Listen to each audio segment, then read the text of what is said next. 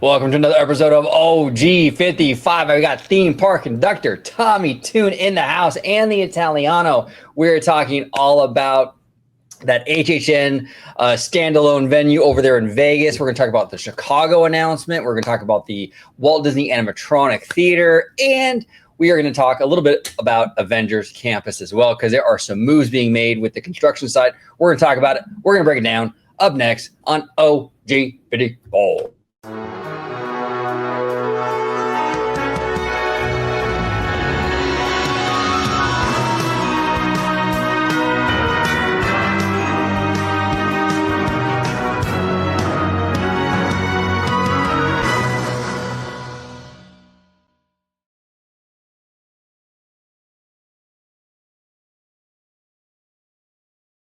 Welcome aboard, everybody, to another episode of OG55. We have a stack show today. We're talking Universal. We're talking Disney. We're going to break it all down, as George says. Speaking of George, how you doing today, brother? Doing good. Not too bad. And it's always a good time coming on with you fine gentlemen and having these in-depth conversations on theme parks and entertainment. It's always a good time. Absolutely. Where can everybody find you on social media, the Italiano? Absolutely. Well, you can find me right here on Orange Grove 55 with Citrus Corner with all that sweet, juicy, but sometimes sticky Disney news and info. And you could also check out my new YouTube channel, Citrico Central, sister channel to Orange Grove 55. There he is. And we got the one, the only. We got TommyToon in the house. Tommy, welcome back, bro. What's up, fellas, man? Thank you for having me on. I love talking with you guys. Yeah, we got some news, man. We're going to talk about Horror Unleashed. It's going to be a good one, man. Yeah, so you can find me on YouTube at TommyToon World. That's where I get all my updates and food reviews and stuff. And then you can find me on Instagram at TommyToon_. There he is. I'll be linking his Instagram down below. We're actually going to be referencing his Instagram today on this show. So I'll be linking it in the description down below. And make sure you go over to YouTube and subscribe.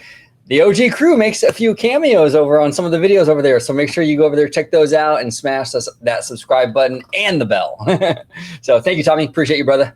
And we got Conductor in the house, Mr. Choo Choo. How you doing, bro? Doing well, doing well. Choo Choo's hot and steamy tonight with all this exciting topics. Cannot wait. It's always a great time to hang out with you, Orange Grove 55, George, Tommy. We're like the four amigos. I love it. It's so much fun. I've been doing my live streams every week, and all of you guys have been on the show. It's always a great time. I always love having you guys on. Always love having new guests on.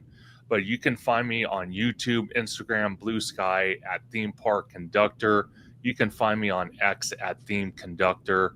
You can also find me every Sunday at 5 p.m. Pacific Standard Time for Conductor live streams. And programming note, I will be at Disneyland with Orange Grove and George and many others for the debut of the Walt Animatronic at the Opera House. Yes, sir. Yes, sir. And you know why, everybody at home, you know why he's called Conductor? Because he loves that caboose, right, Conductor? I do. Hot and steamy. Right. Absolutely. Absolutely. All right, here we go, everybody. Let's rock and roll, boys. Let's do this. Okay, this is courtesy of TommyToon, TommyToon's Instagram account. Make sure you head over there to TommyToon. I will be linking his Instagram in the description down below. Make sure you go ahead and follow him on Instagram. Great stuff. Not just Disney. He does a lot of Vegas stuff, Universal, all kinds of good stuff. So make sure you check it out. So, Tommy, you were there. You were in Vegas just like a few days ago, man, and you saw this Horror Unleashed, construction project over there. We're looking at this is the building that's going to house this thing, right?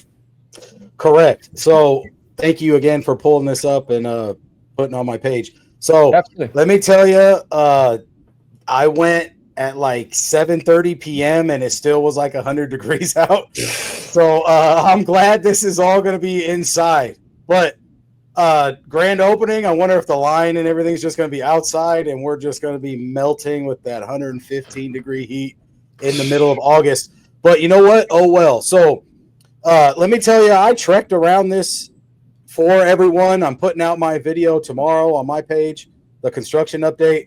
Bro, this was crazy. So I'm on the side of the street. There's no sidewalk. So I'm getting this footage like that, right? This building looks really dirty, but it's supposed to look like a weathered warehouse.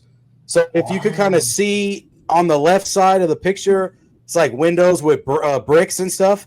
That is what it's supposed to look like. They're pretty much done with that building, but in this lot, it's pretty crazy. It looks like at least 3 months worth of work. So I'm just wondering what they're doing, because I always thought they're kind of behind compared to looking at Epic, how quick they pumped it out. Yeah. But this isn't just a lot with that building in it. It has that half of an airplane hangar. It has a building on that side in the front. So next to that brick window area. Then, it even has another 2 buildings where people could come in from the new parking structure. So I'm just wondering, and then all the sidewalks not even done yet. It's just rubble. They're digging up some of the rock on another picture I'll show you in a minute. But right here is really cool. So they're showing you Jack the Clown is basically who they're going to be advertising for this. So obviously we all understand that because we've seen the articles, but his bar is going to be really cool. It's going to be carnival themed. I'm sure that's year round compared to the houses. The houses may switch out every couple months or 6 months. So they're definitely rocking with him. I mean, Conductor, what do you think about Jack the Clown and this Horror Unleashed building? So first of all, great photos, by the way, Tommy. Great coverage. Can't wait to see the video on your channel tomorrow. The fact that we're getting Jack the Clown from Orlando, because he is the main guy when it comes to Orlando HHN, and the fact that we're getting him at this, Universal property that's a 365 horror, experience, and we're getting him on the West Coast is absolutely amazing. On the West Coast? Yeah, West Coast, let's go. Monster on the beat, ho. There we go. Yeah, no, this is dope, dude. And all the weathering, like you were pointing out, Tommy, in your description here, like in the even this banner here looks weathered and like all like kind of tattered up. That's kind of cool. Man, I'm loving the banner, bro. They obviously had it wrapped up still and tightened up, so you can't do it, or you can't see it. So, man, I actually walked past a closed sign and did a full 360 around the whole lot. And, there was some transient people and stuff, so they have some stuff to do. They still got to clean it out. It's definitely not family friendly or anything. There's, like I said, rubble everywhere. It's unincorporated. It's behind the Area 15 building, but it's unincorporated. So there's not much, they got to really figure this out. I'm sure they're pumping it out quick, but yeah, bro, like I said, like if you switch the picture, actually, let's see if we skip this one to, so this is really cool. I didn't see this last time I went. This must be a sign advertising Horror Unleashed for sure, or it may be an electric sign that says, Universal Horror or Area 15 Presents, because this wasn't there. This looks really cool. Kind of reminds me of like a old school aesthetic, kind of like drive-in, but I know it's going to be, electric sign. Yeah, it's pretty dope, dude. I like the signage. I was going to say, actually, this Horror Unleashed sign right here reminds me a lot of like, it's a very Vegas-y kind of sign. Right, when you go down the strip, right, you see these big signs everywhere. I like that, man. They're taking the Vegas kind of vibe, but they're kind of twisting it into the HHN thing. It's like this hybrid of both. I really dig that a lot. And this building looks freaking massive. Now, Tommy, I want to ask you. You were saying there's a bar and stuff. So this is not just houses. Like this is not just walking through the houses. Like you're gonna actually be able to sit down, have a drink, and like food and stuff too, and all that good stuff. Yeah, there's going to be food too. They're very vague. You can find some articles that talks about the food, but the main thing they're hyping up is that Art the Clown Carnival Bar. They have a name for it already too. I'm just butchering it. But yeah, it's basically, in my opinion, is you're going to be able to do all the 4 houses, but then there's going to be an area where it's like an immersion of the carnival, and it's the bar, and you get basically these scare actors interacting and engaging with you at a top level because you're drinking alcohol, right? And people are going to want to engage in different ways. Like you mentioned too, the Vegas sign, big flashy billboard. They're going with horror and they're mixing it with Vegas, which is a little like burlesque stripper vibe. So you could see in the bar area in their mock-up pictures, you could see like dancing scare actors kind of. So, I mean, expect the unexpected, I guess. What? Okay, so you're at the bar. You're at this bar, and the scare actors and all that. They're going to be interacting with you while you're at the bar. Exactly, dude. That's wild to me, dude. Wild, bro. That is. I did not know that. What do you think about this, Italiano? Yeah, I that's going to be very interesting because I forget whose video I watched that they mentioned the bar, and I forget who it was, but they were saying that it's going to be quite interesting that they're going to have all these people liquored up, and I didn't know about the scare actors though walking around the bar. That's new, but I think just the fact of that you're going to have all these people liquored up and then go into the scare house, and also too with this being in a setting of Vegas, which is basically more adult centric, so to speak. I feel like that they're gonna like pull out all the stops like with this. I feel like as creepy as they do it at Universal in the park, I feel like with this being a single base attraction on the Vegas Strip, that this I feel like it's going to get a little bit more intense. I don't know why. I just have that feeling. No, it will. Like the scare factor on this is going to be like above the meter of what they would do at Universal. Right. Just real quick, because you could get all the teenagers at HHN. Of course, teenagers come to Area 15 and they'll go to the houses, but you got to be 21 and over to go to the bar no matter what, right? So just what you said, it's going to be more adult for sure. Conductor, what do you think about the four houses coming here between Exorcist, Universal Monsters, Scarecrow, and Texas? Did you see that they released information on the Universal Monsters house? I did see that information, and out of the four houses, I have to say that Exorcist, as much as it is scary, I can't wait to go through it. But to be honest with you, my top two houses, as I sit right now, is going to be Universal Monsters and Scarecrow. And both of those, Conductor, are in this Unleashed building. Yes. Okay. They are in they're going to be the opening houses for Horror Unleashed, and like George was stating, this is not at a Universal park. So right. the scares, the scare actors, just the whole atmosphere is going to be amplified by a lot. So I'm really, really, really excited for this because we've all seen the scares. We've all seen how intense it gets at HHN. And the fact that now we're going to increase it even more is just mind-blowing to me. Now, can I ask you, fellas, does anyone know, because of the intensity, people were discussing the fact of, because there are some scare houses, not necessarily with Universal, but just in general, that the scare actors could touch guests. Yes. Did they confirm nor deny that this could be? Because I do know if that is the case, they give like certain it's like wristbands or something that you wear that it either says for you to like not allowed to be touched or you could be touched. So I'm gonna state that I haven't heard anything from Universal yet.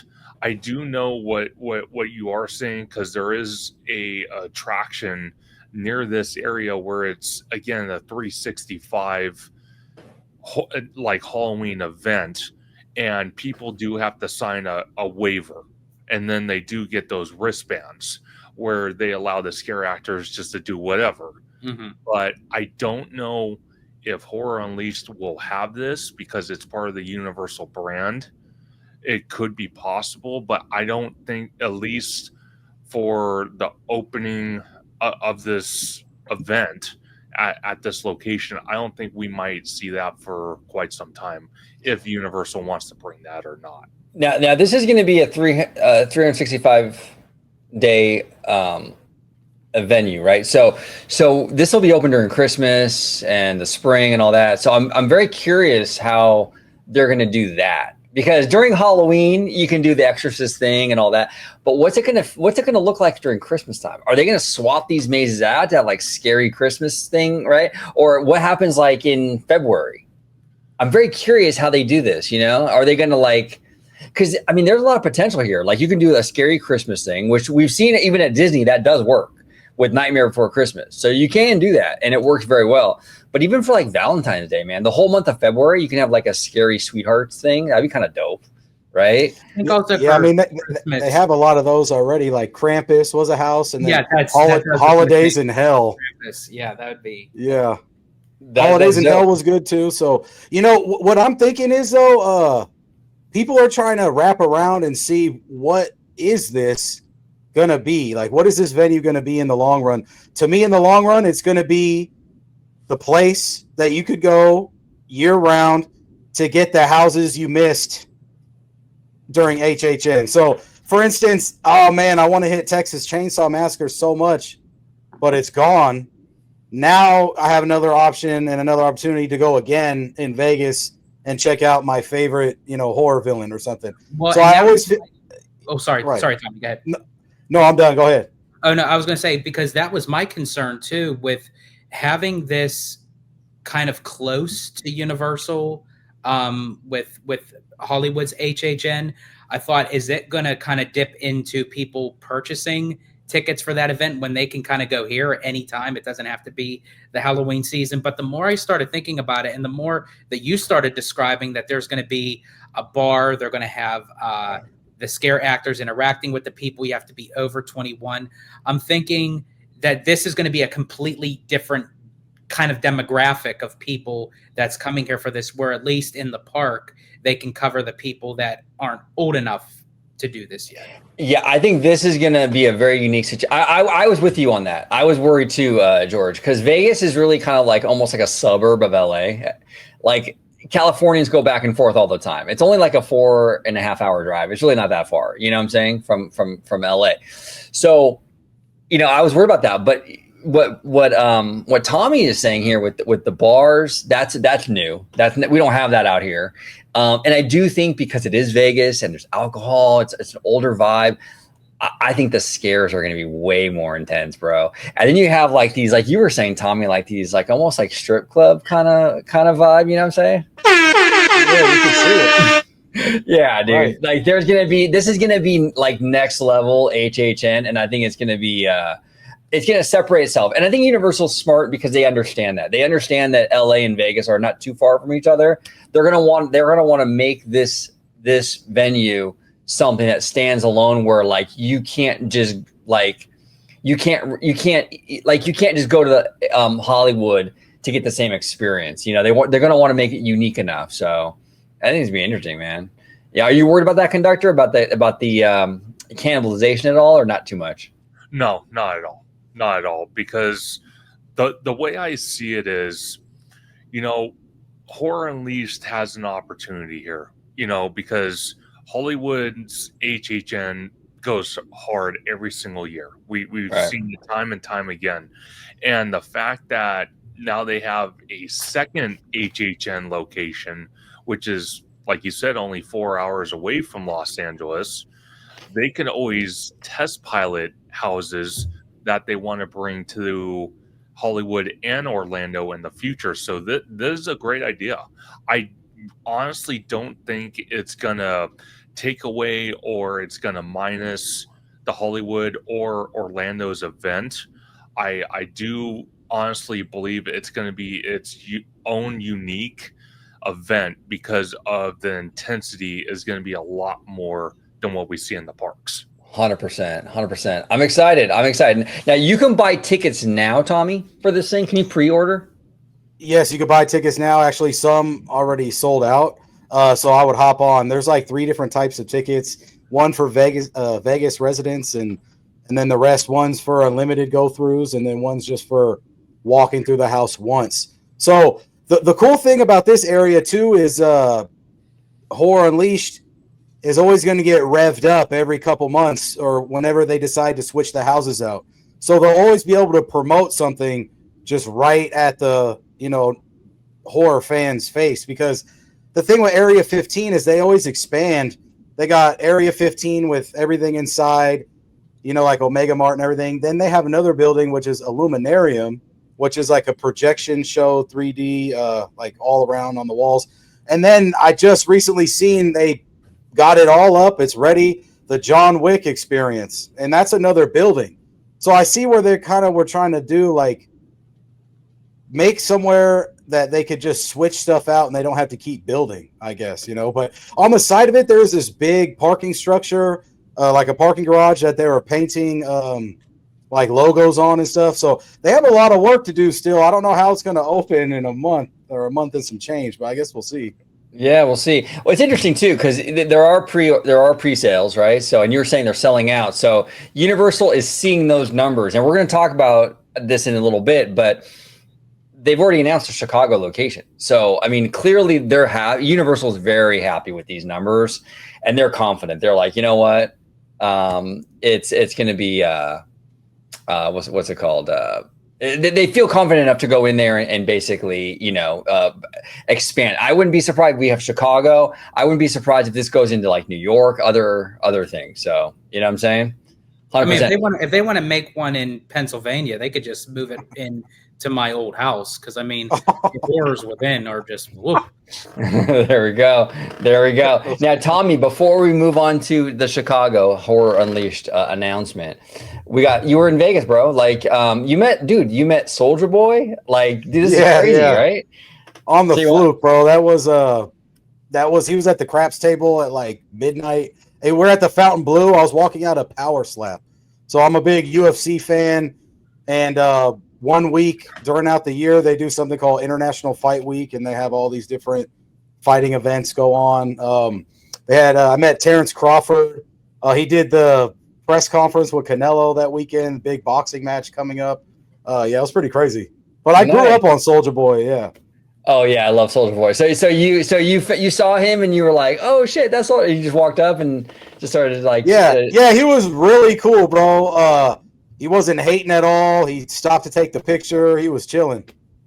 Wow, dude, that's awesome. Now you met Soulja Boy, and then you also, let me go ahead and there you go, another picture with him. And now I don't follow wrestling too much, but a lot of this other stuff is like UFC stuff, right? From what I understand. Yeah, this trip was all about UFC, which is fighting. But yeah, UFC and wrestling, they're both under the same branch, which is TKO now. So, yeah. Nice. Okay, so this is This is a little older. This was Israel Adesanya. This was from a couple years ago. But this is at the same event. You could go to UFC X. It's an expo they put on every year, like I said, for 2 days. It's the same weekend as the big fight. So it was pretty cool, man. Yeah, it was a good time. I met a lot of fighters. Saw a lot of reporters and try to get their opinions on stuff. Yeah, we got to talk about this though, Tommy. We got to talk about what's going on here, bro. Right. So the Rio must have got a contract, but yeah, the Empire Strip's back. They had the promo in the front with the women, like the stormtroopers, and they got it in the back of the Masquerade Tower at the Rio in Las Vegas. They just added it like a month or so ago. So yeah, go check that out if you can. See, I'm telling you right now. See, if they would have did this with the sequels, they wouldn't have had the problems that they had. Yeah, I know, right? Exactly. Yeah, we got Giant Peter over there in your comments saying we need Italiano and OG to do a live reaction to this show, dude. That'd be sick, man. We get everybody over there. Well, the whole OG crew will do a whole reaction. This is dope, dude. Yeah, this is really dope. Giant Peter. Shout out Giant Peter. He hopefully he sees this video. He was actually in Vegas. Couldn't meet up because our schedules were a little different, but he was hitting the Shakira concert. It was huge. It was at the Allegiant Stadium, so that's where the Raiders play. So yeah, we're in Vegas at the same time. Nice. Yeah, no. Giant Peter actually shot me a message, and he was like, "Bro, like I'm at the Shakira concert, and it's like Battyville over here." I'm like, "I bet, bro. I bet, right? Yeah, no doubt, no doubt." Now, who's this? All right, so that's a OF model. Her name's Francity, but man, she's really popular. So you know I what I can see mean. why. She was showing love when I said hello. I think it's probably because I said hello, but yeah, she was definitely showing love. Bro, I gotta say, Tommy, you were popular with the ladies over in Vegas, dude. Wait. This This is going to time. be really going to be bad of me. Can you bring that picture up again? Yeah. But I have to just say it. Okay, Tommy, look at your shirt, and it's I a know. guy batting up in the direction. There we go. Hey, perfect, man. Oh man. That's Oh, it, man. man. That's it. Yeah, and then Nina Drama was loving Tommy, like, and yeah, she's a wrestler, or is she? So she's a UFC personality. I think she came around during Vine. I don't remember if you guys remember Vine, the app. She was big on comedy skits at the time, and she's a model and stuff. But now she's a UFC personality. She's really nice, very genuine. I was actually telling her that I was the one that did a food review on her burger last year, because she came out with her own burger at Irv's Burgers, and she had looked at my video and commented. So I just brought it up to see if she remembered me, and then she kind of got excited. So I was happy about that. Oh, Hey, that usually always gets a woman excited is when you bring up their burger. right? Yeah, no, she seems really cool, bro. Like, she was vibing with you, man. Like, this is the first time you ever met her? The first time ever meeting Nina? First time ever meeting her, yeah. But like I said, I did a video on her food. But her burger, yeah. And she just wrote a comment. That was it. So I never saw her in person. Wow, bro. Okay, cool. Awesome, dude. Yeah, it looks like you had a lot of fun in Vegas. Everyone check out Tommy's Instagram. If you're into like UFC and stuff like that, he does a lot of coverage on that stuff, theme parks, all that good stuff. So yeah, make sure you check him out. And then here he's proposing to Princess Peach. Yeah, that was opening weekend. Man, Brandon was there, bro. I was there. That's dope. I love that. Awesome, dude. Thank you, man. Awesome. Yeah, so I'll be linking that down in the description down below. So make sure you follow him and check it out for sure. We got to do like an OG55 like Vegas trip one of these days, man. I'm ready, man. I'm ready. We're already talking about it. I'm down, man. Let's do it. Yep. So this is courtesy of themeparkwizard.com. Yeah, you heard me right. Wizard's got his own website now, themeparkwizard.com. And it says here, Universal Horror Unleashed expands to Chicago. Universal Destinations and Experiences has announced a section location for Universal Horror Unleashed, this time in Chicago. Now, here's the interesting thing here. Universal has recently also rebranded their parks division to be Experiences and Destinations. It seems like Disney and Universal, and I think Universal is coming more out the gate, like more aggressively, but I think Disney's going to follow eventually too, with these sort of like these themed experiences outside of like the main parks. Obviously Universal starting it off pretty aggressively, but even Disney to some degree. I guess you can kind of count like the cruise lines as sort of like ancillary theme stuff, right? But I like it. I like that. I like that direction actually, because it gives people in other areas of the country that don't have access to like California or Florida, some quality themed entertainment. Because if you live like in, I don't know, like somewhere in the middle of the country, and it's hard to get to California, it's hard to get to Florida. At least this gives them an option to, hey, you know what, we can go to Chicago and at least check out some Universal stuff with Horror Unleashed and things like that. I think it's really cool. But it says here, Universal will transform, and also real quick, it also preserves the specialness of the theme parks themselves, because you're not just building another Universal, like 17 times in the country. Like, you're doing different experiences. Like if you go to Horror Unleashed, like you still have a reason to go to Epic Universe. You know what I'm saying? So it doesn't take away from the parks, but it gives a little bit of theme stuff for other areas of the country, which is dope, But it says here, Universal will transform a 114,000 square foot building in Chicago into a horror mega center in the Windy City. According to Universal, the venue will be located on Chicago Avenue between the former Tribune Distribution Center, situated between the River North and Westtown districts. George, what are your thoughts on this, man? They're already going for Chicago. Chicago. Chicago. I think that's very telling. I think, as you mentioned earlier, that they're looking at the numbers and the sales of what's already selling at for Vegas, and they're like, you know what, people are interested, and like we got to kind of run with it. So it's like, where else can we place this? But the fact that they already have a specific location kind of tells me that they kind of maybe made that decision at the same time that they made the decision for Vegas, but they're just releasing it now. Like, it's almost like they kind of like had it in their back pocket, and just kind of, because I mean, to jump at that chance to say, okay, yeah, we're going to place it into another location. But the fact that they even have a city, a state, a street, a building already set in place, it's almost like that they kind of already knew without knowing. And well, you might be onto something with that. I think that that's probably the case. They probably have a bunch of locations that they're eyeballing. And I think because the sales for Vegas was so strong, they greenlit it. Is that kind of what you're saying? Where basically it was a planned thing, like holding them in their back pocket, and then if it turns out what they thought it was, and basically Vegas is now the pioneer. So I feel like now they announced Chicago, then down the road though they might announce one in Texas, they might announce one in Seattle, in wherever, Michigan, wherever they may place them. Well, it's interesting. This one will probably have a bar similar to the Vegas one, but in Chicago, it's not a rum and coke; it's a rum and pap. So that's what they call it up. They call it pap. Tommy, what are your thoughts on this, brother? Man, I love it. I think you guys are onto something, like you were saying about Universal probably has these locations in the back pocket, but they had so much heat this year between Epic Universe and then the movie How to Train Your Dragon, and then just everything dropping. I think they got some on the back burner. I was talking to Chris West. Shout out Chris West. We both think New York and upper West Coast is going to get it, either Oregon or Washington. So like when you said Seattle, George, that's probably going to be it.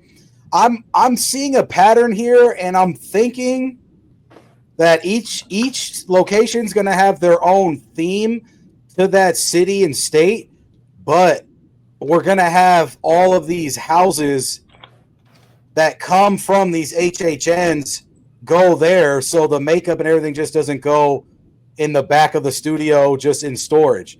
So whatever we have at HHN, Florida, and LA this year, I feel like they're going to these places, but not immediately. You see how Exorcist and everything, those four, and Texas and everything, those four seem to be locked in, maybe just because they had to get it going. But I really want to see the turnaround time for the houses. But I'm loving these locations, especially this is like an old newspaper, old Tribune Center. Like they got the building already. It's not like Vegas where they have to construct it. So I think they're set. Yeah, and that's actually a perfect building to kind of take over. Like I could see like they could really utilize the old Chicago Tribune building in a creepy way. Like fucking perfect, dude. Like that's exactly the kind of building you want, right? Yeah. And I hope they kind of lean into that, like kind of like borrow a little bit from that like old newspaper thing, like, and kind of use that in the theme a little bit. I mean, it'd be kind of fun. That'd be pretty sick. What are your thoughts, Conductor? So I actually agree with Tommy on this. I think by what they're doing is, possibly looking at a New York location, possibly looking at a West Coast version, probably in Washington State, and making it unique per location is absolutely perfect. Now, one thing I would say is, let's say just hypothetically down the road, they have 4 locations. They have Vegas, they have Chicago, they have 2 others, wherever that might be. And like Tommy's saying, the location, the houses, the atmosphere is unique to that location. But what if, to entice people, let's say, someone goes to Vegas and, they can't make it to the Chicago one, but then Universal comes out and says, you know what, we're actually going to take one of those houses from the Chicago one and put it at another Horror Unleashed location. So it kind of rotates around. I would love to see that as well.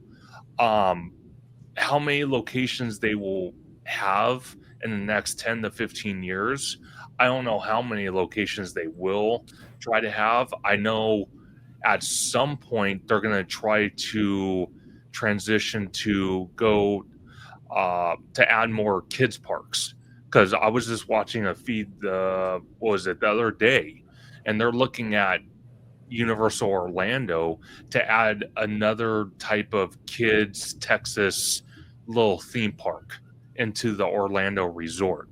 So I could see the best of both worlds, them adding more Horror Unleashed locations, adding more kid friendly parks. So Universal's doing the right thing. It's the same thing we talk about constantly about Universal Hollywood. They probably have projects already in the works, on paper, not physically, but on paper, ready to go, and we are starting to see it.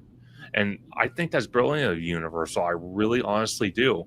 And if they can acquire properties like the Chicago Tribune, which is already there, and they don't have to construct some, that just makes it that much faster on opening it. So 100%. Go ahead, Talia. A location that I would really love for them to utilize, and I think it would work really well, as I mentioned it before, and I forget where I mentioned it, but would be down in New Orleans. Yeah, they could really tap into like the Mardi Gras and the voodoo and that kind of stuff, and I think that would be like the fortune tellers. So you can kind of like mix that into like a creepy HHN building. So and we need that. Oh, that'd be sick. Yeah. And the thing with this theme, this horror theme, is that you can literally take like the Chicago Tribune building, and you can like repurpose that into a creepy kind of thing. So you can almost kind of keep what's kind of there a little bit already and just kind of like horrify it, basically. So there's a lot of potential with this, man. Add in the ghosts of Siskel and Ebert. Siskel and Ebert. There you go. There you go. Absolutely. Well, gentlemen, before we move on to Disneyland, any final thoughts on this Horror Unleashed stuff?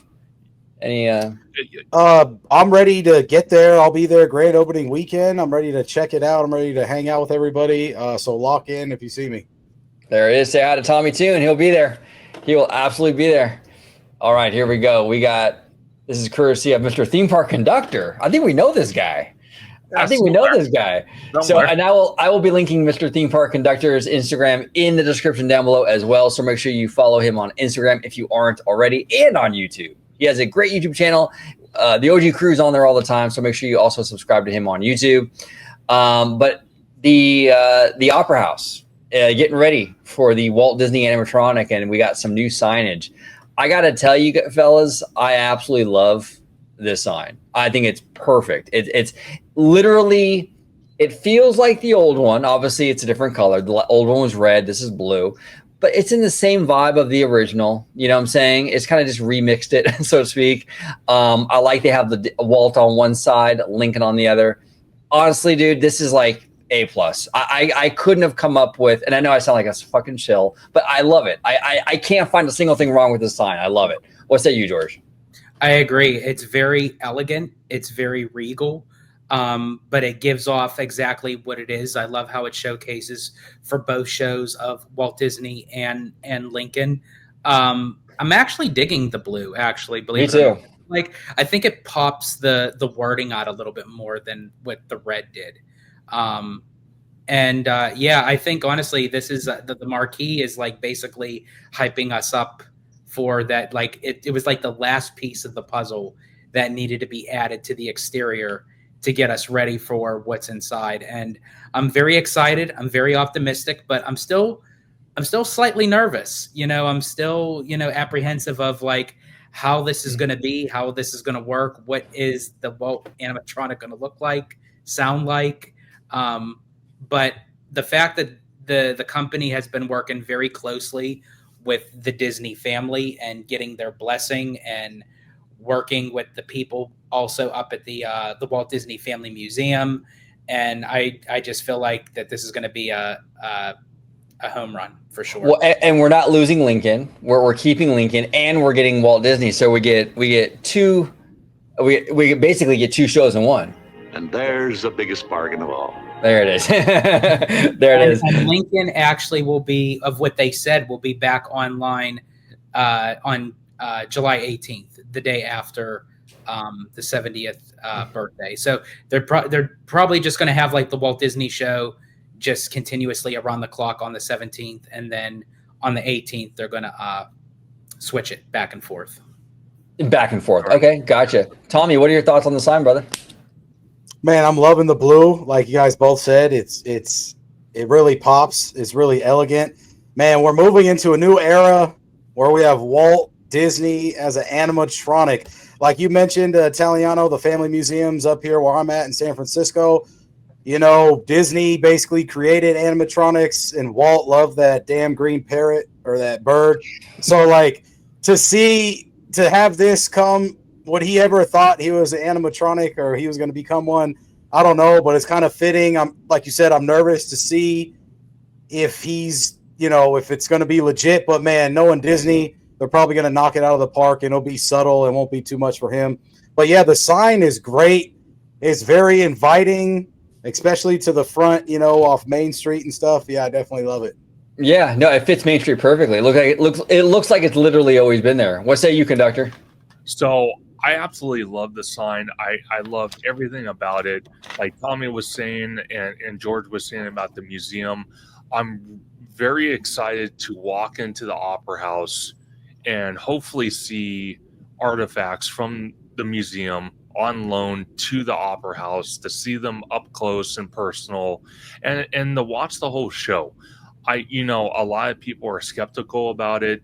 I know there's been controversy back and forth for over a year about it, but it's a fitting tribute to a man that had a dream, made it possible, brought so many families, I would say, together, in my opinion, and made the happiest place on earth a reality. Well, think about it. I mean, Conductor, we're all here today. We're all close, and we're all friends because of this man. We got into the same shit, the same thing, and it's because of Walt. Yeah, absolutely, and it's just a great thing. And I want to point out, OG, real quick. If you go back to that post, I think you can hit to the left or the right. I actually have a reel of them installing it the previous night. Nope, the other way. Oh, nice, dude. Okay. So very cool, dude. Yeah. So this was a clip of them installing it. I had to watch it 10, 15 times because I was just astonished. I was just blown away how they did that. Yeah, this is cool, man. Yeah. But okay. But like I said, it's going to have controversy no matter what. Anything Disney related, anything Universal, people are going to throw their 2 cents. I'm like, you know what?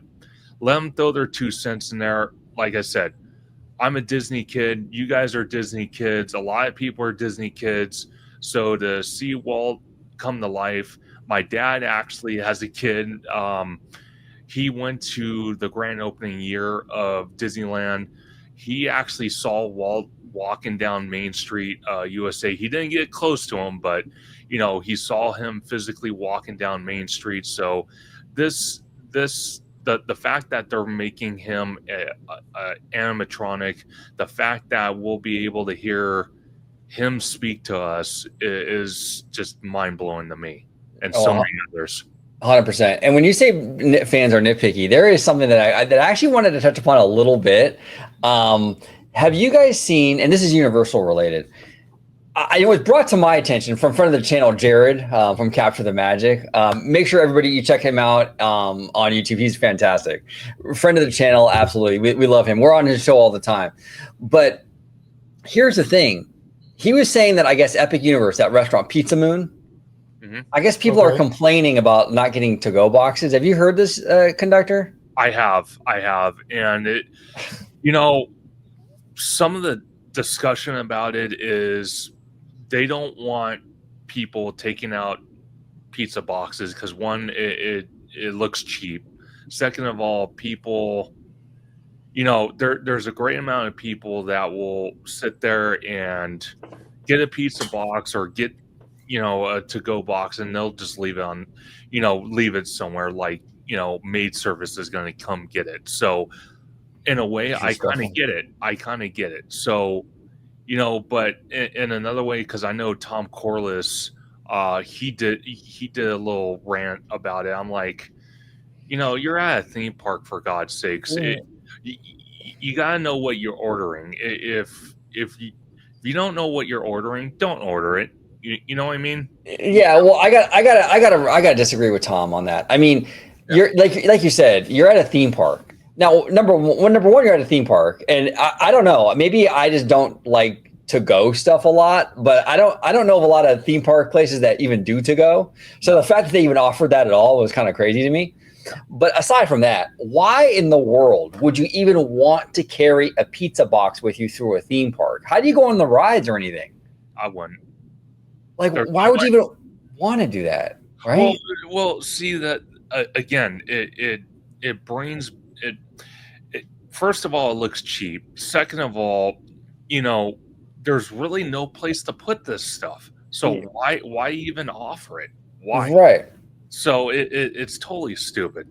Yes, I feel like it kind of goes on both sides of the spectrum for me. I feel like it's very petty. I think it's very entitlement that people like have to say, oh, why can't we get, pizza to go in boxes? Like that's really what you're thinking about when going to Epic Universe. Like when I went to Epic Universe, I'm thinking like, oh, I can't wait to see Dark Universe and go on Monsters Unchained and possibly try to get on Ministry of Magic and see Celestial Park. I'm not going in there with the mentality of saying, oh, well, I hope I can get a pizza to go, and they put it in a box. If you want a pizza to go, just stay home and just order a pizza. I literally, I don't get people. I don't understand, like, in today's day and age, like, I mean, I don't understand it. But also on the same side, that Universal, knowing how people are in today's time, why they would even set themselves up by putting themselves in the position by offering the boxes in the first place. Well, and here's the thing too. I mentioned this to Jared and you guys, George, in the group DM. There is an emerging, I guess you would say, grift now to just like it's kind of becoming a little trendy. I'm starting to see more of it to kind of shit on like Universal stuff or like Epic Universe, right? And we're starting to see a little bit of that nitpickiness that we've seen with fans in Disney kind of emerging with Universal. Now that's a good sign for Universal. Universal, you ever watch like Cat Williams, right? One of my favorite comedians of all time. He said, if you don't got haters, you're not doing, you got to get yourself a lot of haters, right? When you have haters, you're doing something right. So the fact that Universal is starting to get more of like that hate and like the nitpickiness shows you that they're coming up as a brand 1,000%. I feel like that's where like the clicks are, so to speak, for the clickbaiting kind of YouTubers or content creators. It's almost like when something brand new is being made, you're hyping it up and you're putting it against Disney in the case of Universal. But then once it's made, you can't hype it up anymore. So what do you have to do? You have to downplay what you just hyped up by whatever you see that they created. Now you got to say, oh, now it's in the gutter until something else comes up new. Oh, then you hype that up. And then as soon as it's released, it's almost like a rotation kind of thing just to get the clicks. Exactly, Tommy. It's a psychological thing. Well, here's the thing. Mainstream media, that's been the MO of mainstream media for years. What they do is they'll build, like, for example, the mainstream media will like lionize like a celebrity, like, oh, they'll put them on this giant pedestal and that celebrity is like, oh my God, this, that, and the other. They build people up just to knock them down, because you build them up and then the knockdown, like you were saying, George, is eyeballs and rating, or not ratings, numbers, basically views. You know what I'm saying? So it's a classic media thing, and it hasn't gone away even with the new media that we have now. It's the same old shit, But I don't know. I'm looking at this pizza box controversy like, just what the fuck did he do? Come on, Universal. It doesn't really matter, fans. I don't really care about the pizza boxes. But what say you, Tommy? What do you think, bro? So I'm not stressed out too much about it. Like George was saying, why are you guys worrying about that? But I can see that being like maybe the average family member, maybe that they want to bring the extra slices like for the kids, or they could put it on the stroller or something, or maybe it's the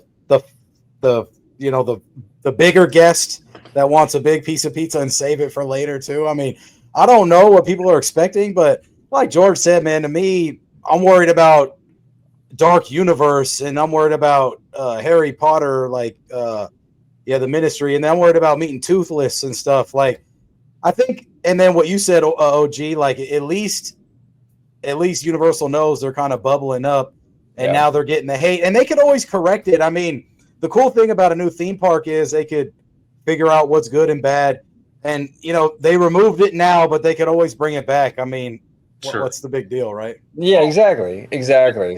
See, like you guys are saying about the up and downs of pumping something up and then downplaying it.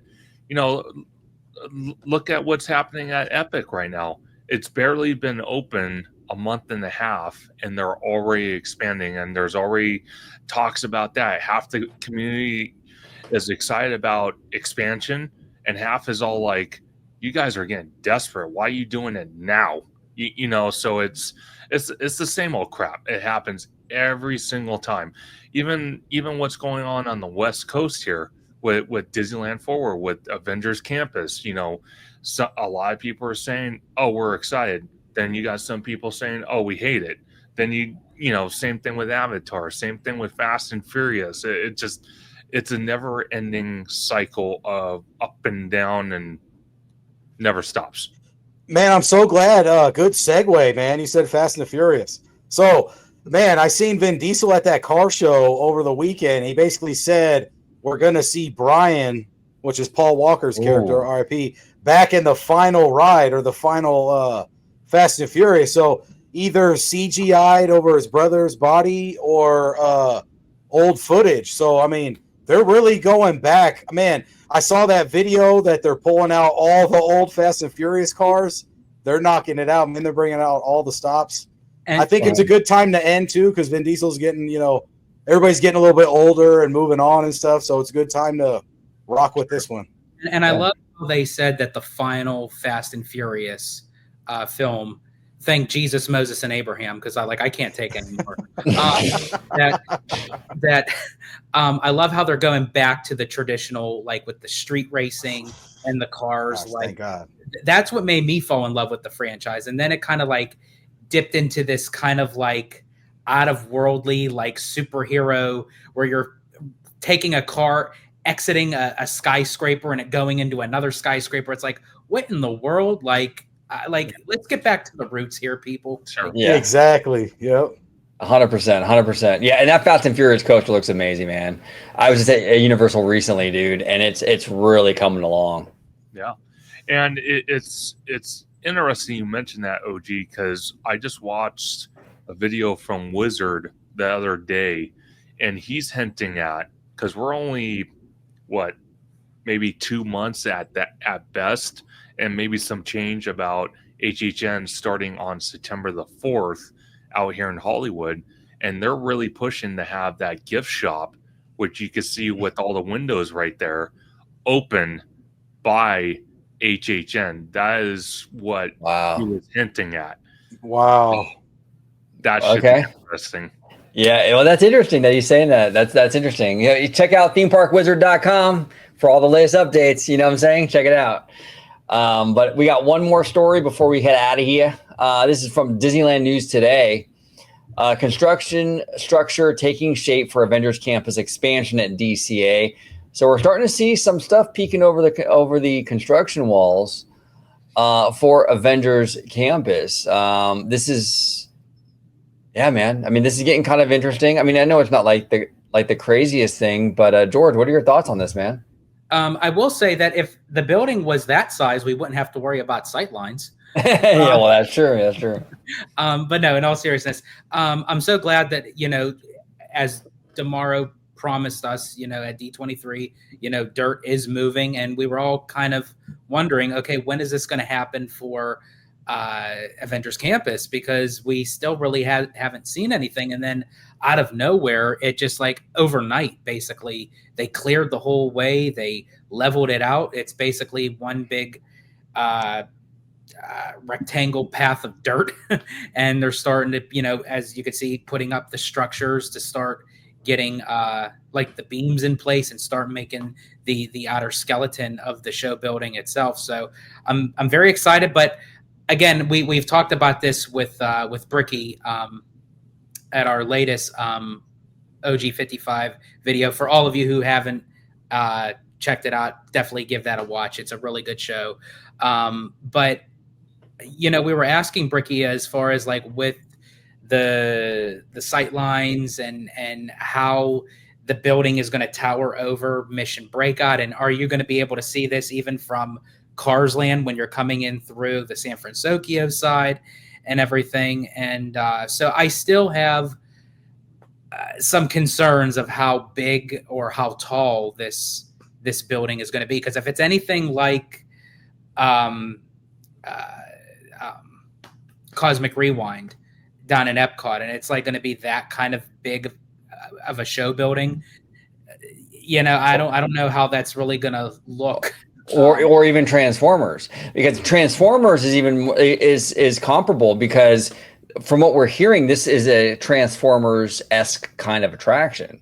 So we'll see. Now, people have brought to my attention in the comments, and it's a fair point. Quite a few people actually brought to my attention where the new concept art for this area has a very low-lying building, but it's more sprawling, which I'm still confused about that, because the original building looked like the Transformers building. It was a tall, boxy thing, right? Yeah. The updated art, though, the newest art is like it's shorter, but it's like spread out. But you don't have all that room to fucking spread out, though. That's why I'm kind of confused at how this whole thing is going to work out. But that worries me of how much did they compromise for the attraction itself. Yeah.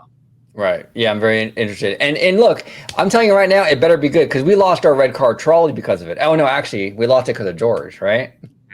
We lost the red car trolley because of George. George, let them know what happened. Why did we lose it? Because not everyone watches every video. Absolutely. So, yeah, just to kind of shed some light on the subject is that I love DCA. I love, the atmosphere. I love the sights, the sounds.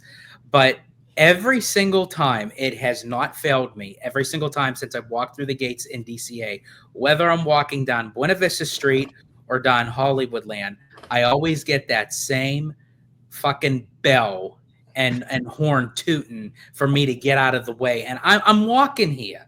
Like you can't like disrupt an Italiano walking down the street, and I'm like admiring the view and everything. And you expect me, a paid consumer that came to your park, you expect me to move? No, the red car trolley moves for me. There you go. And I actually have footage of a red car trolley cast member, their exchange with George. Here we go.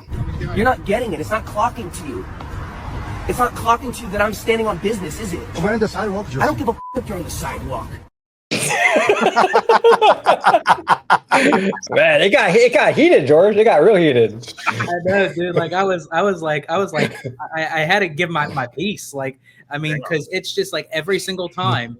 And I remember coming on an OG55 recording, and I had, I vented out my frustration about the red car trolley. Literally, the day after that we recorded that video, or it was a live, I can't remember. It was one of the two. Boom! Disney announces the red car trolley's gone forever. Demise. Damn. There you go. Tommy, what are your thoughts on this, brother? It's moving. We got construction. We're going vertical, baby. Yeah, man, I'm happy we got some construction to report. Every Disney fan's just itching for that Disneyland Forward news. But like George said, man, and like you said, with it more spread out in the new images, I'm a little concerned to see if they sacrificed any part of the ride and stuff. But I'm always happy to see new stuff and everything new at Disney. So I could make my way, and I don't care. I'll make and get it done. I don't really care about. Nothing's going to affect me to the point where I'm not going to want something new at Disneyland. I always want the new shiny thing. So 100%, brother. 100%. Conductor, what say you, sir? So, first of all, I my condolences to George and that cast member, because that cast member probably went crying in a corner, but he probably deserved it.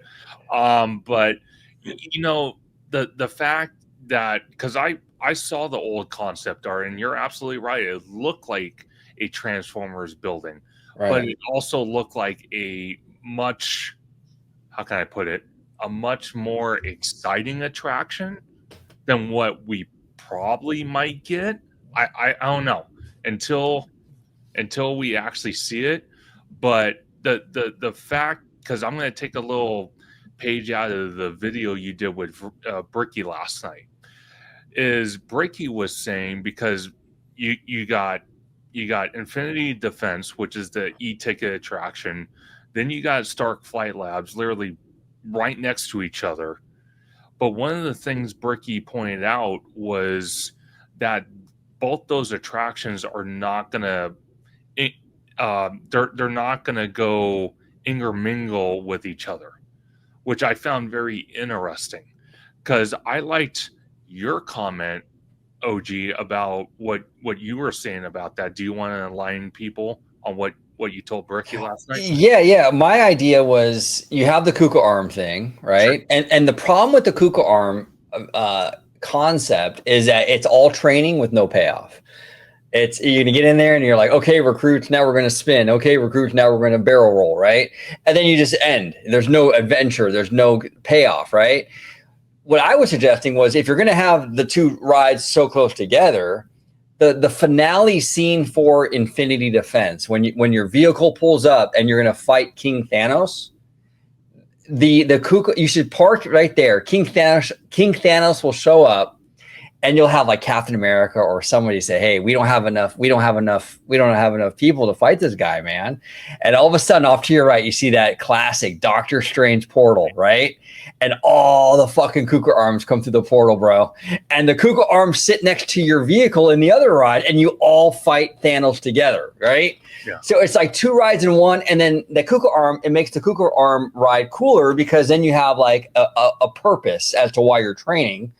But it even makes Infinity Defense cooler, because it's like you're sitting there and then randomly like the other ride comes into your show building. That's pretty sick. Yeah. But Bricky made a good point though, where it's like Disney doesn't really like to do that stuff, because let's say, for example, the Kuka arm ride goes down. Now you got to shut both rides down. See, and here's the thing for me, I would take that risk. I would rather take the risk of having both rides go down at once than have the regular, just basic fart flight lab than it's going to be. Like that's just me. But also too, OG, give everyone your other idea that actually incorporates Pandora. Now that we were kind of talking about. Bring that now. Hear the whole thing odd. I know it sounds kind of bonkers, but if you kind of picture it, it kind of makes sense in its odd way. In an odd way, yeah. So my idea was, now I don't think there's enough land for this, but if there was, this would be kind of the perfect way to integrate Avatar into DTA, right? We have Mission Breakout, which is basically a space galaxy themed attraction, right? Now, the land they're using right now for Infinity Defense, what you could do if it was big enough is build Pandora there. And the reason why I say build Pandora there is because it's an easier transition, because you have Mission Breakout, which is space themed, Marvel, but still space themed. And then you go from that, and then you can ease your way into Pandora, which is more space stuff. You know what I'm saying? So it's all outer space shit all together in that one little corner. It kind of makes more sense than like, okay, we're walking down Hollywood Boulevard and whoop, to your left, there's an alien planet, you know? The Mission Breakout thing offers a really cool transition into Pandora, in my opinion. But what do you think? And also, it's a better transition back onto the Hollywood Boulevard, and then where they are going to put Pandora, I suggested do an extension of Marvel, not necessarily as the campus, keep the campus as the campus, Mm-hmm. but do another rendition of Marvel out of worldly, like maybe do something you can kind of do with Wakanda or Asgard. And how you would do that is, again, with a portal, you enter through Doctor Strange's portal. So basically that takes you into the entranceway where the backlot is, into the outer worldly space, instead of just adding more to a bland campus. Yeah, and what you got to be careful with those portals, though, George. You don't want to get in the wrong portal and end up in your ex-wife's apartment. That is true. That is true. See, I beat you to the punch, bro. I beat you to the punch. But what say you, Conductor? You like that idea, or what do you think about that? If we had the space, theoretically, you know. And he's referring to the idea of Pandora and Marvel, not me going through the portal into my ex-wife's house. I'm in favor for both. I don't know. It'd be kind of exciting to see it, but no. I 100% agree. If we had the room, I would love to see that. Now, I do want to ask you though, if you decided to put Pandora behind Mission Breakout, how would you line up the entrance in the Pandora? Would you use that Stark Industry gate that they have next to the exit, or how? Yeah. Okay, so you would do that. Okay. Yeah, I would do that. Yeah, Okay. and then you can just go through there, and then you transition from this galaxy adventure with Mission Breakout, and then you transition into like Pandora stuff. So it just feels like that's like kind of like, I just feel like Mission Breakout is very much a very good transitionary thing to get you from like Marvel Sure. into like the more outer space shit. Yeah. You know, where Hollywood Land is just gonna be like a rough kind of like thing, but we'll see how it works out, you know. And I've said before too, we also don't know what the next 3 Avatar movies are about. I mean, you know, that's what this land is based on, and we don't have any information on these movies, so it's kind of. And if you also look at Mission Breakout, just how it is right now, it doesn't fit in with the campus. Like, even every time I go near it, I never consider Mission Breakout to be part of Avengers Campus, even though it is. I don't know, just for some reason, like when I see the Collector's Fortress, I'm thinking, okay, on another worldly planet outside of Earth. I don't see it like he has it planted right next to the campus. And it's like, so for some, it feels like out of place for me, you know, because I feel like when they made Mission Breakout, the intention was, because if the Eastern Gateway was to work the first time, the Marvel expansion was going to go where Hollywood Land and the backlot and the bus load unload area, that was supposed to be Marvel. But I don't think it was going to be what we see as Avengers Campus today. I feel like they made it Avengers Campus for what they had to work with, because they shoehorned it into A Bug's Land. Yeah. And you know, I 100% agree with you, and this goes back to the Hyperion. I know, and I respect everyone's opinion, including Bricky's opinion about keeping it, but that's another footprint that Avengers Campus can also expand into, or, you know, Avatar can look in that area as well. I think it would be more Avengers Campus than anything, and then at that point, then you block it off, so you can't even get in that area, because you're trying to take Hollywood Boulevard and somehow, in some way, strip it down and make it where you're going into Pandora. You're starting to enter Pandora. And, you know, when Bricky was showing, you know, the concept art from probably what he created as a green space before you go into Pandora, you know, it's always a good thing to see green space, but that big of an area is huge. What he was showing, it was massive, and that could be more footprint for attractions, shows, something else. And you know, to kind of put a Central Park looking area before you enter Pandora, does that really work? We'll see how we'll see how Disney handles this, because it's a tough situation. Now, here's the thing. I was talking about last night on a show with Bricky where it was like, we kind of have a little bit of a blueprint for this, a little bit with Buena Vista Street and then Grizzly area off to the right. So maybe it'll be like a easy transition like that where they kind of finagle it in where you kind of just, it works. I don't know, man. It's going to be tough because the problem with Pandora, like the issue, okay, Pandora's greatest strength is how grand and crazy it is. But that's also like its biggest weakness with this, because that grandiose thing sort of like messes up like where it puts, like where you put it. You know what I'm saying? Like it's gonna mess up everything around it, kind of. So I'm very curious. I'm very curious to know that when we go down to Florida, I'm very curious to see what you guys think of the transition for in Animal Kingdom, like entering into Pandora when you cross over the bridge, because that's when you start hearing, before you start even seeing the visuals. And OG, I know you've seen it once. You probably need a refresher, after seeing it two times, because we went to Animal Kingdom twice. But before you even start seeing the visuals, you get the audio.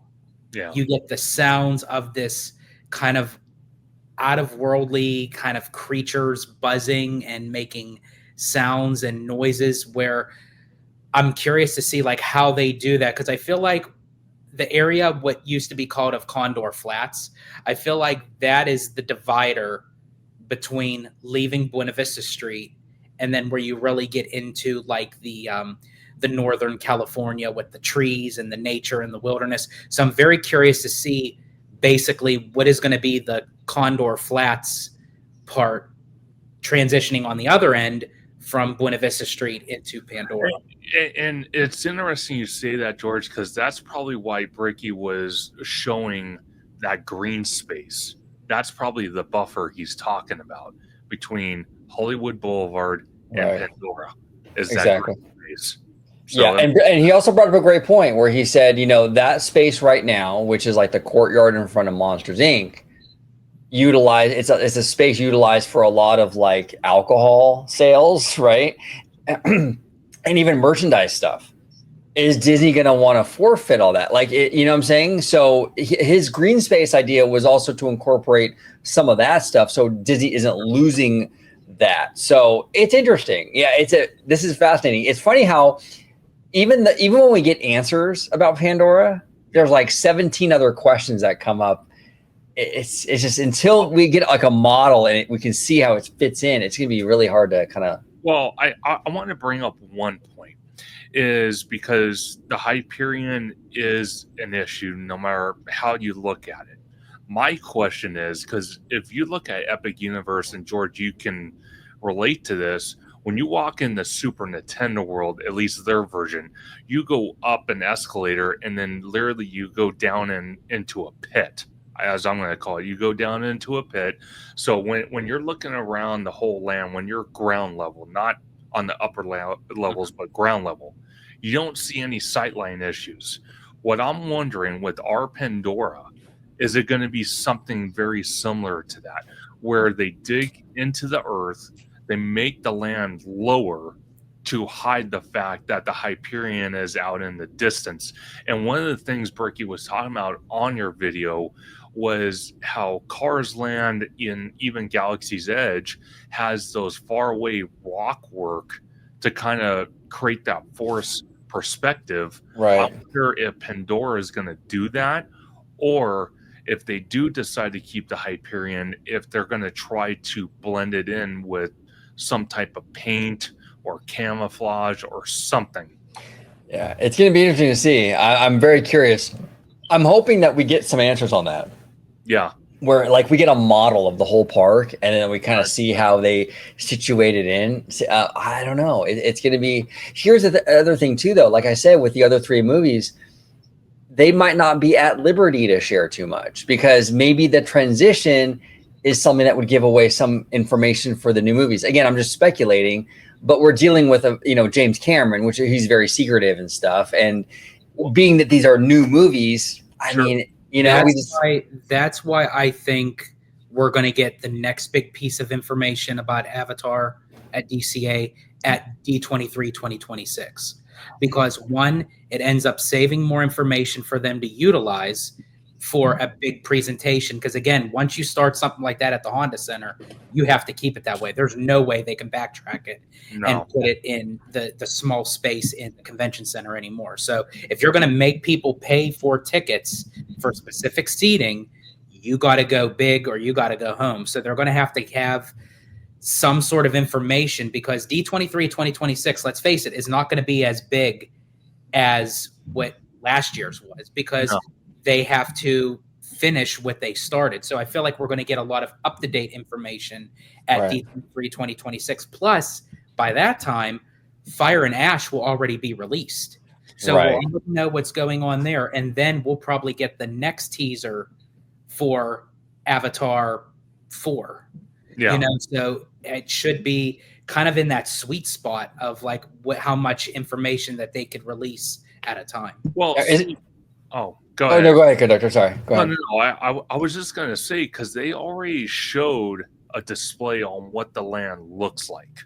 So we already know what it looks like. They had a model at D23. They've shown countless pictures online. What my curiosity is, before D23 2026, will they have something where people, like they had with the Blue Sky Cellar, they move it to a different location? I don't know where they would do it, but there's plenty of opportunity between Disneyland and California Adventure to debut that. Well, the rumor is it's actually possibly going to be in the Opera House after you exit out of the Walt Disney show. Okay, so that's perfect, because they already have the model, but then they can show more of the land surrounding where Pandora is going, how they're going to design it, how the layout's going to look. They don't have to, add little details that would ruin any of the movies or anything like that, but they can show the surrounding outer area on how they plan on bringing Avatar to the Hollywood backlot without giving too much detail. I would like to see that. So like George is saying, if they have something like that at the Opera House after the Walt animatronic show, that would be something to definitely look at. Very, very curious. And we'll all be there on the 17th. We're going to be there and we're going to check it out. So we'll see. We shall see. But Italiano, I want to thank you, brother, for coming on. I know you're still fighting that kidney stone. Speaking of fire and ash, every time you take a piss. Yes. Every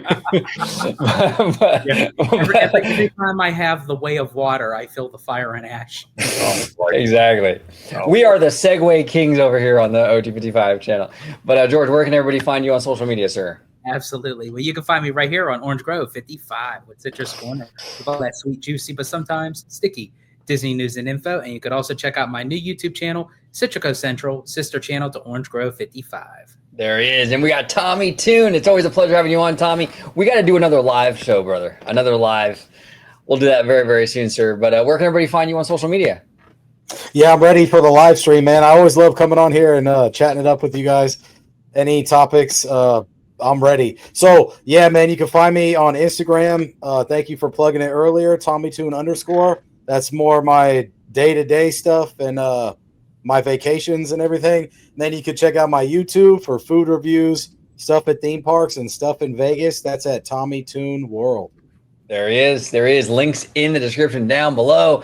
And we got Mr. Conductor. Where can everybody find you on social media, Conductor? Absolutely.